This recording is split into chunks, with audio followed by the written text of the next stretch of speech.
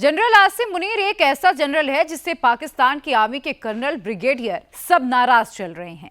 आसिम मुनीर के बारे में पाकिस्तानी सेना के लोग 2-3 बात खुलकर बोल रहे हैं, लगातार बोल रहे हैं। लोग ये कह रहे हैं कि मुनीर लालची है, करप्ट है, कट्टर है, सिरफिरा है और हर हाल में कुर्सी से चिपके रहना चाह रहा है। पावर और पैसा इसकी कमजोरी है। पाकिस्तान में आर्मी चीफ का मतलब होता है कि कम से कम 100 करोड़ की जायदाद का मालिक बन जाना, लेकिन आसिम मुनीर का पेट 100 करोड़ में नहीं भरा। ये सारे धंधे चला रहा है। पाकिस्तान में जितना भी गंदा धंधा है, इसका असली माई बाप आसिम मुनीर बना बैठा है। इस जनरल की ब्लड मनी का हिसाब हम आपको दिखा रहे हैं। डरा हुआ मुनीर, भागा हुआ मुनीर, घबराया हुआ मुनीर 7 दिन बाद बिल से बाहर आया है। बॉर्डर पर भारत की तैयारी देखकर फौज का हौसला पस्त हो गया था। पूरे पाकिस्तान में मुनीर की तलाश हो रही थी। कौम और फौज मुनीर मुनीर कर रही थी, इसलिए मुनीर को आना पड़ा। सच बात यह है कि मुनीर खुद आया नहीं, मजबूरी खींच लाई है। मुनीर को मजबूरी में बाहर आना पड़ा तो उसने जनरल वाले पूरे तेवर दिखाए। फौज के सामने जोश दिखाने के लिए टैंक पर चढ़ गया, तकरीरें की, नाराए तकबीर का नारा लगाया।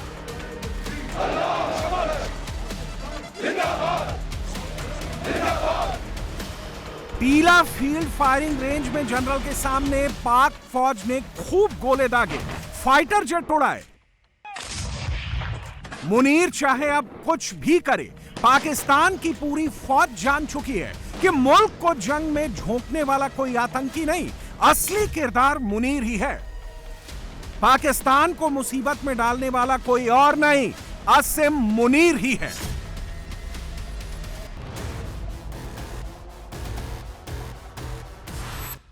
पहलगाम नरसंहार का मास्टरमाइंड कोई आतंकी नहीं, पाकिस्तान का आर्मी चीफ आसिम मुनीर ही था।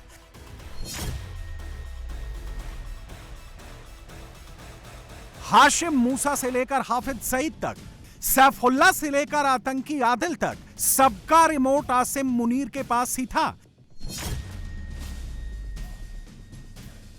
सवाल है कि आसिम मुनीर ने हमले की साजिश क्यों रची?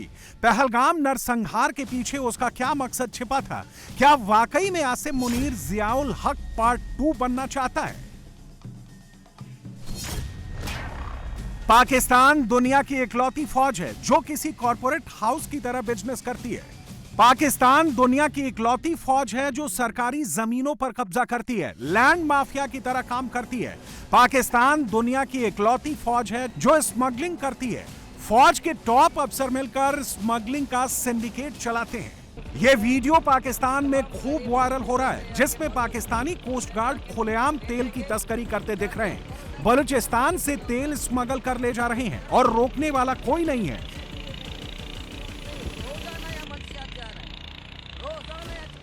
क्योंकि कहने को आसिम मुनीर पाक फौज का मुखिया है, लेकिन असलियत में मुनीर स्मगलिंग कार्टेल के सरगना की तरह काम करता है।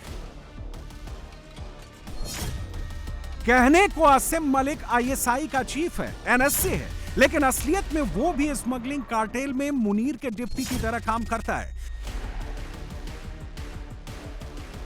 पाकिस्तान में जो भी आर्मी चीफ बनता है, जो भी आईएसआई का मुखिया बनता है, वो सीधे इस बिजनेस पर कब्जा जमा लेता है, जमकर मलाई काटता है। और इसी गंदे धंधे में मुनीर एंड कंपनी भी इन्वॉल्व है।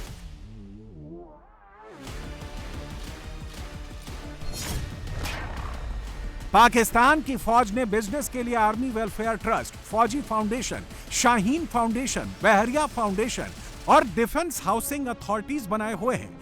देश विदेश में इन ट्रस्ट का बिजनेस फैला हुआ है। 5 ट्रस्ट के जरिए कुल 100 से ज्यादा कंपनी ऑपरेट होती हैं। Petrol pump, industrial park, bank, bakery, school, university, insurance, fertiliser, hosiery company, dairy farm, cement plant, real estate तक का बिजनेस पाक आर्मी करती है। 100 कंपनियों की कमाई से एक फूटी कौड़ी सरकार को नहीं मिलती, एक भी पैसा पाकिस्तान की जनता को नहीं मिलता। पूरी की पूरी कमाई पाक फौज के अफसर चट कर जाते हैं। ये बिजनेस कितना बड़ा है, इसकी कमाई कितनी है, इसका अंदाजा लगाना भी मुश्किल है। पाकिस्तानी सेना का बिजनेस करीब 40 अरब डॉलर का है, जो पाकिस्तान की इकोनॉमी का 10% से ज्यादा है। पाक का हर आर्मी चीफ मुल्क की खिदमत से ज्यादा अपनी तिजोरी भरता है। आसिम मुनीर भी उसी पैटर्न पर देश को लूटने में लगा है, तिजोरी भर रहा है, और इसका सबसे बड़ा जरिया है स्मगलिंग।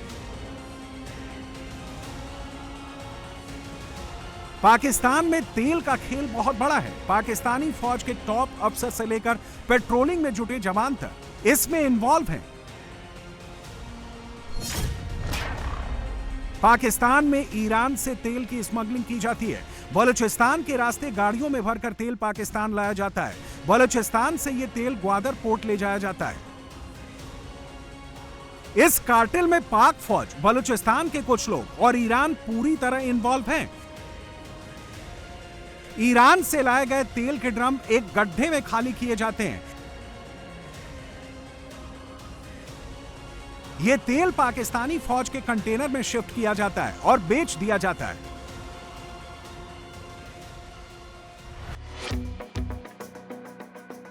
पाकिस्तान में तेल का खेल आर्मी चलाती है, यह सबको पता है। बच्चे बच्चे को पता है कि इसका हिस्सा कहां तक जाता है।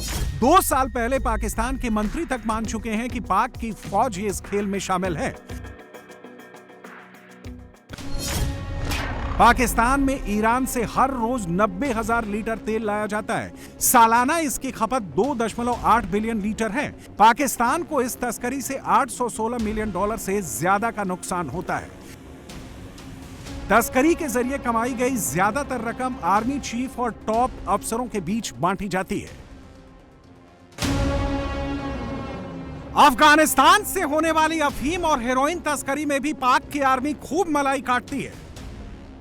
आर्मी चीफ से लेकर ISI के चीफ तक हिस्सा जाता है।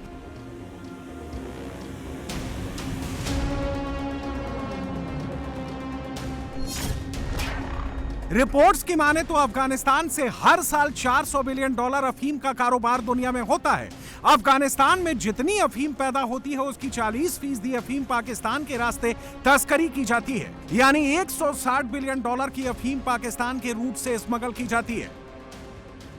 स्मगलिंग सिंडिकेट में पाकिस्तानी फौज पूरा कट मनी लेती है, उसके इशारे पर ही पूरा नेटवर्क चलता है। लेकिन पिछले कुछ दिन से यह धंधा मंदा पड़ गया है।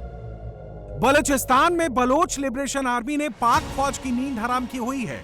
ऑयल स्मगलिंग तो छोड़िए, पाक फौज को जान बचाने के लाले पड़ रहे हैं। डूरंड लाइन पर TTP लगातार हमले करता है। तस्करी का रूट यहां भी कमजोर पड़ गया है।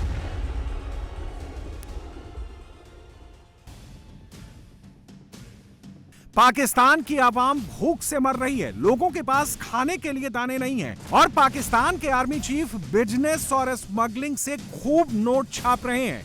इस सिंडिकेट के जरिए मुनीर ने कितनी कमाई की है, इसका अंदाजा लगाना भी मुश्किल है। पाकिस्तानी फौज की कमाई पर नजर डालेंगे तो आपको आसिम मुनीर की तिजोरी का अंदाजा लग जाएगा।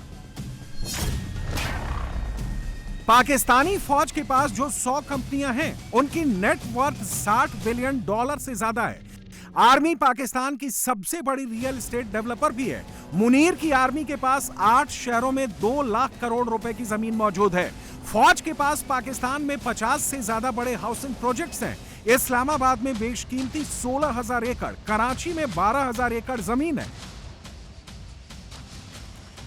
फौज के पास जो जमीन है उसकी अफसरों के बीच बंदरबांट होती है। पौष इलाके की जमीनों को बेचकर खूब कमाई की जाती है। फौजी अफसरों को चुप रखने के लिए सैकड़ों बीघा जमीन रिटायरमेंट के बाद तोहफे में दे दी जाती है। पाकिस्तान में जनता के पैसे की लूट करने वाले आसिम मुनीर अकेले नहीं हैं। फौज के तमाम अफसरों ने पाकिस्तान को खूब लूटा है, खूब दौलत कमाई है। पनामा पेपर्स के मुताबिक मुशर्रफ के जनरल रहे शफ्तुल्ला शाह की लंदन में 5,000 करोड़ की प्रॉपर्टी है। ISI के पूर्व चीफ नुसरत नईम की 2700 करोड़ की ऑफशोर कंपनी सामने आ चुकी है। ISI चीफ रहे असर दुर के पास 2000 करोड़ की अघोषित संपत्ति मिल चुकी है। असीम सलीम बाजवा का पिज्जा चेन में 22,000 करोड़ का इन्वेस्टमेंट सामने आ चुका है। पाकिस्तानी आर्मी ही नहीं, एयरफोर्स भी बड़ी दुकान चलाती है।